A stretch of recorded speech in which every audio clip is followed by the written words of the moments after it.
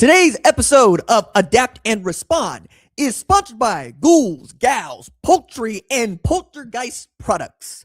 This Halloween season, remember that the folks at Ghouls, Gals, Poultry, and Poltergeist Products love this time of year because they love to haunt you with exorbitant prices to make you exorcise your wallet and howl in horror at the receipt. And you love Halloween because you get to socially acceptably terrify children until they wet their pants in your basement's haunted house. This year, make your family happy and horrible with the Ghouls, Gals, Poultry, and Poltergeist Products specials. These aren't your run-of-the-mill craft kits with googly eyes and candy corn. No, sir. These kits at Ghouls, Gals, Poultry, and Poltergeist Products make learning to sew fake eyeballs, frying gizzards, and severed heads into activities the whole family can repulsively enjoy. Give them the gift that terrifies at Ghouls, Gals, Poultry, and Poltergeist Products. And this Halloween, use the promo code, that is. Happy Halloween, haters. Trick or treat, smell my feet at checkout at Ghouls, Gals, Poultry, and Poltergeist Products. They have a horrible.com that is Ghouls, Gals, Poultry, Poltergeist Products.com and save an extra 15%. Remember that the Ghouls, Gals, Poultry, and Poltergeist Products are horrible for an extra 15% off with promo code Halloween haters. Trick or treat, knick knack, patty whack, give your girl at our sheets, chicken grease hot if you want, we got beef. No refunds, some leet spellings, and random capitalization to the promo code may apply. Now, let's get on with the show.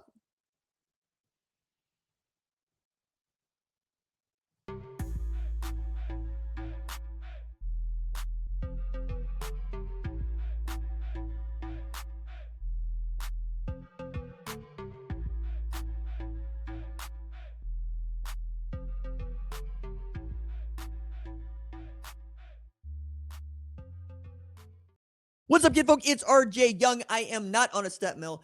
If this is your first time watching Adapt and Respond, thank you for joining us here. We talk college football year round. If you're into that, hit that subscribe button, like this video, and answer the question in the comments below. Do you believe that Bedlam, that is Oklahoma versus Oklahoma State, will return if we inevitably extend the college football playoff to 24 teams? Because Roger Denny thinks there's a chance. And do you think the Senate bill that has got a hearing set for next Wednesday, led by Ted Cruz and Maria Cantwell, has an opportunity to get a vote? Has some substantial changes to college football that many have been asking for, but also takes great aim at the Big Ten and the SEC. And I got to tell you, they ain't going to like what they see. So let's start there. Let's talk about this Senate bill that is being populated at the SEC meetings and was dropped right in the middle of their meetings by Maria Cantwell, who is a Democratic from Washington, and Ted Cruz is a Republican from Texas. Now, the concept is radical, but it is also them trying to make sure that nobody actually has the same sort of control over the sport that the SEC and Big Ten have in football, especially when it comes to the college football playoff. This is interesting because the Senate legislation, like headline for me, headline for you, is that it would bar the SEC and the Big Ten from expanding beyond their current membership, preventing them from merging to form a long-discussed super league, and includes a concept to permit conferences to pool their media rights.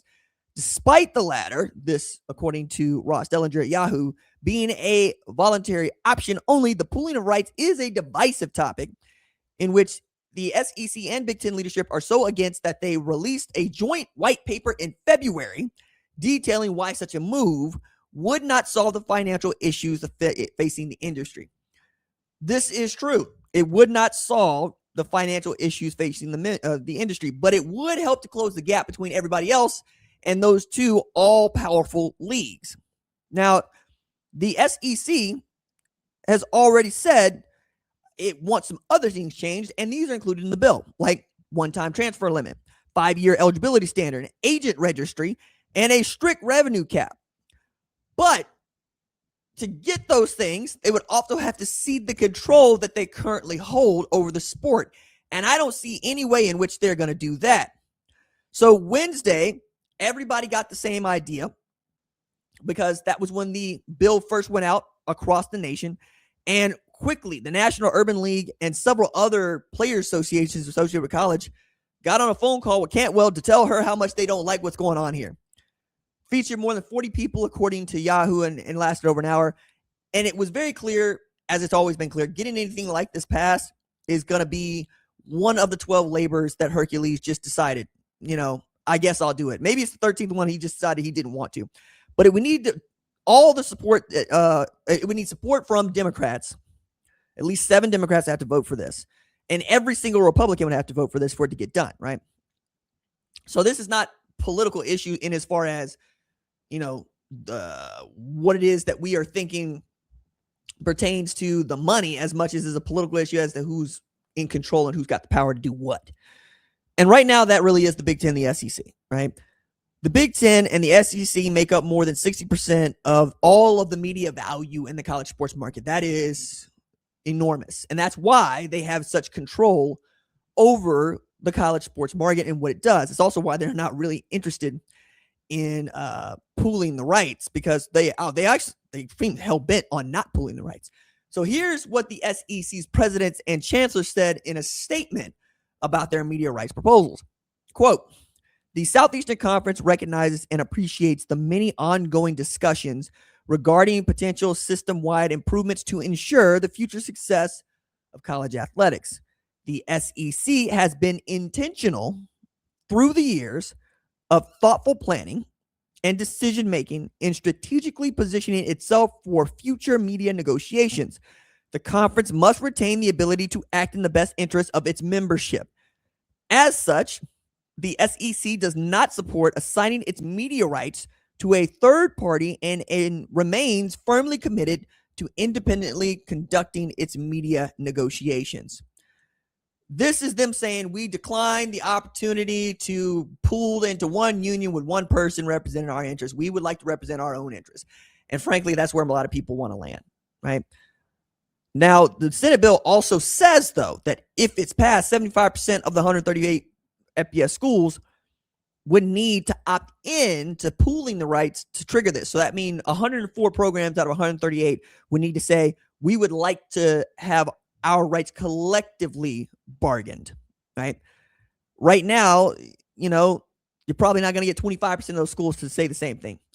That would mean that essentially the SEC, the Big Ten, and Notre Dame, that's a total of 35 schools, would hold the keys to what it is. And seeing as I can't see any of those programs inside the Big Ten or the SEC or Notre Dame wanting to take less money or to see control over how much money they get, I just don't see this one getting off the ground. I think this is a non-starter. Notre Dame as a swing vote is interesting because Notre Dame is not in a conference, and Notre Dame is always going to make more money for itself than anybody else that's in a conference. So they are hard on the status quo, right? I don't even think that that's worth considering for them. And I wouldn't hesitate to tell them that to their face. Like, hey, this would be a bad deal for you. But not as bad a deal as if we continue along the same path that we're on, right?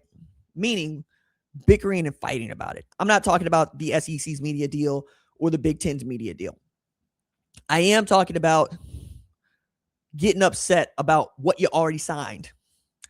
What I find most perplexing about a lot of this is that I did the segment, for instance, yesterday where Hunter Yurachek was mad about the kickoff times that ESPN assigned his Razorbacks Saturday night against Utah on 9:15, only to play Georgia 11 a.m. the next Saturday at home, essentially robbing his players of a day of rest. When you sign those contracts, you are signing away, hey, we will play when you tell us to play within reason. And within reason means Friday, Saturday, Sunday, when you are supposed to play these games, when you're scheduled to play these games, right? We'll tell you the day and time. Nobody's going to make you play at 3 a.m. because that ain't good business, right? So ESPN has been doing what is good business for them because they own the rights. They're their live rights to showcase when they would want. Greg Sankey was asked, what kind of influence the networks might have in, like things like kickoff times with the conferences. And Sankey played kind of coy. He said, look, influence is kind of the wrong word. Influence implies that, you have some say in this or you need to be swayed. That ain't how this goes. Essentially, allowing me to fill in the blanks says they tell us what we're going to do and we do it. That's why you charge such a high number, right? It is, we're going to money whip you to do this thing that we're asking you to do. To that end, I did this segment where, they're playing a ninth game in the SEC's conference schedule for the first time. Did they get fairly compensated for playing that ninth game? And it wasn't just for optics. Yes, each one of the SEC schools, all 16 of them, are going to get an extra $5 million this year to play each other one more time in lieu of playing a crappy cupcake opponent. Isn't that grand? I would say. But they got a nerve to complain about it because for them, the money's not the point. The wins are the point for them. For you and I, it's about watching good football being played. And I think on the whole, this bill wants to be fair, but also you're not going to convince people in power to cede their power willingly. It's going to have to be wrested from them. So now it's about, can Ted Cruz and Maria Cantwell get the votes on the floor to get this thing through? And if that happens, can they even rally the other 104 programs to vote to pool their rights to really effectively break the SEC and Big Ten's control on the sport? All of that remains to be seen, but let's say I am not that optimistic. Okay, come back. Let's talk about Bedlam and why it could return sooner rather than later.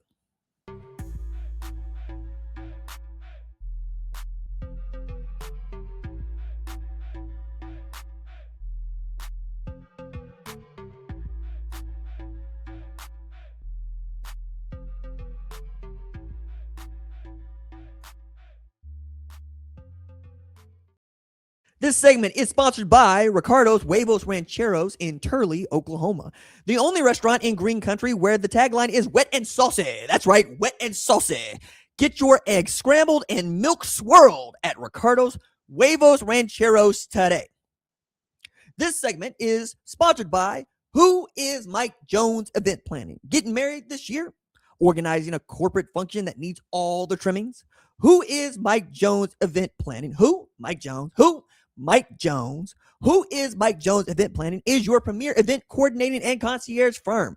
Who is Mike Jones Event Planning coordinates and caters events of all sizes, specializing in graduation parties, theme weddings, and bar mitzvahs, quinceañeras, and Kwanzaa.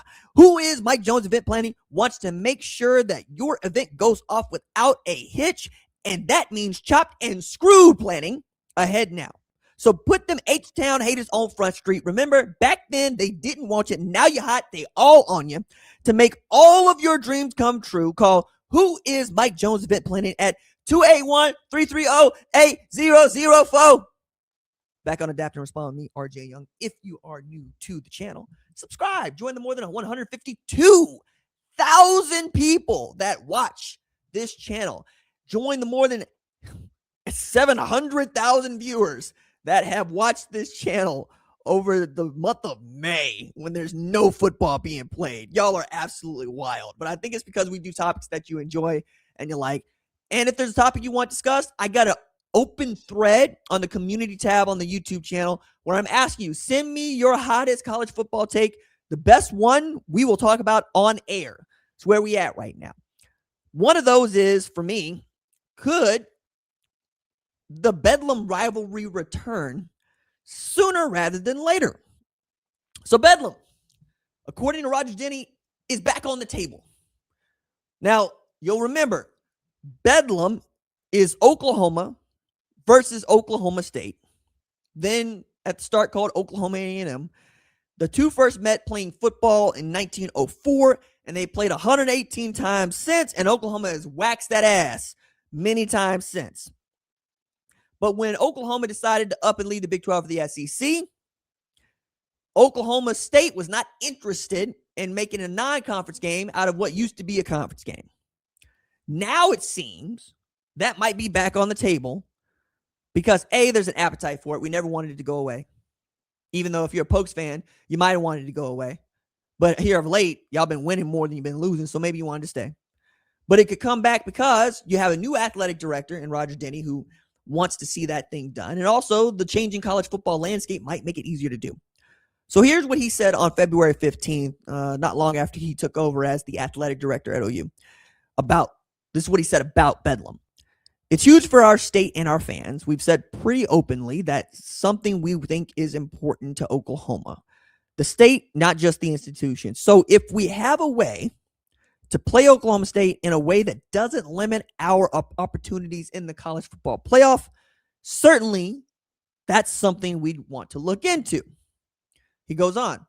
What we're seeing right now is a lot of difficulty comparing strength of schedule, strength of record, things like that between the conferences.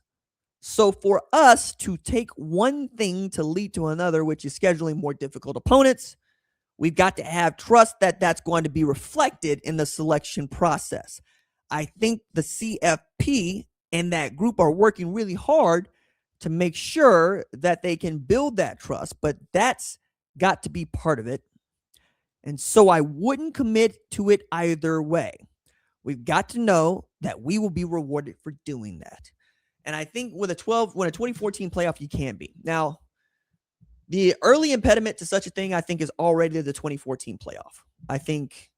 Or it's not the 2014 playoffs, the ninth game and the 2014 playoffs. So playing the ninth conference game for the SEC is already going to make it more difficult for them to get more teams into the college football playoff because they're going to have more losses than they would have previous years.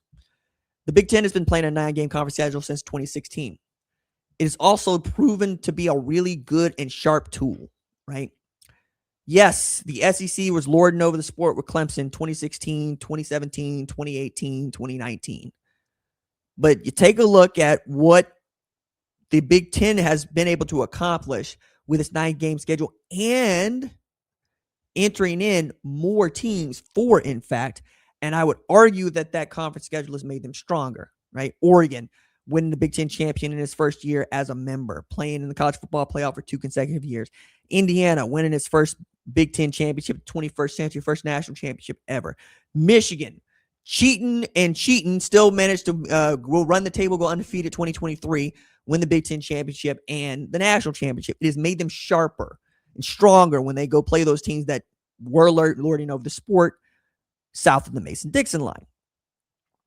But now that you are adding the 9th game for them, it's got to make it really difficult for Oklahoma, for instance, to want to add a quality opponent like Oklahoma State to their schedule, because let's take Ohio State as an example here, because I got their schedule top of mind, or Indiana for that matter.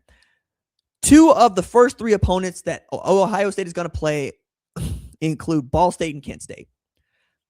On no planet do any of us want to see Ohio State play Ball State and Kent State. We'd much rather see you play Oklahoma. We'd even like to see you play Texas Tech. We'd like to see you play Utah. We'd like to see play somebody who is in your weight class. Asking Oklahoma to go out on a limb and do this without the assurances that, they'll get into playoff is hard. I am of the opinion that anybody should be able to go out and play, but that ain't where they want to be. I mean, Mike Gundy basically got to be head coach at Oklahoma State for 20 years because he scheduled teams he knew he could beat the crap out of in September. You might see one marquee game on the schedule, just one. Other than that, bring me the Savannah States of the world, please. Bring me Central Arkansas. They up and got bit by TU last year, and that was the undoing. I would love to see Bedlam return. And I think in a perfect world, we would all love to see Bedlam return. And I think it will. But I don't think it's going to return before a 2014 playoff comes online, because you need more chances to get into the tournament now to say, okay, if we lose this game, we're not going to torpedo our chances. And yes, it is all about getting into the tournament now, just as it is in the men's basketball tournaments. Having a good season in men's basketball doesn't matter if you didn't make the NCAA tournament. Matter of fact, it is how we know you had a good season. You made the tournament. We count tournament teams. Making the playoff is what we should be about in college football. I enjoy that. I'd also invite SEC Big Ten scheduling. I think that would be outstanding. Make them play 2 games apiece, right? Make 2 SEC teams play 2 Big Ten teams in addition to your 9-game conference schedule. And then you play, if you want to, your cupcake game, but I would rather that you play somebody else big in another conference. Why is that such a controversial thing to say out loud? I will never understand. But it would be cool to see Bedlam come back online. All right, if you like the show, send it to a friend. Tell them that you like this show. And subscribe to the podcast, to the YouTube channel. Share it. I'll see you on the flip side. Doses.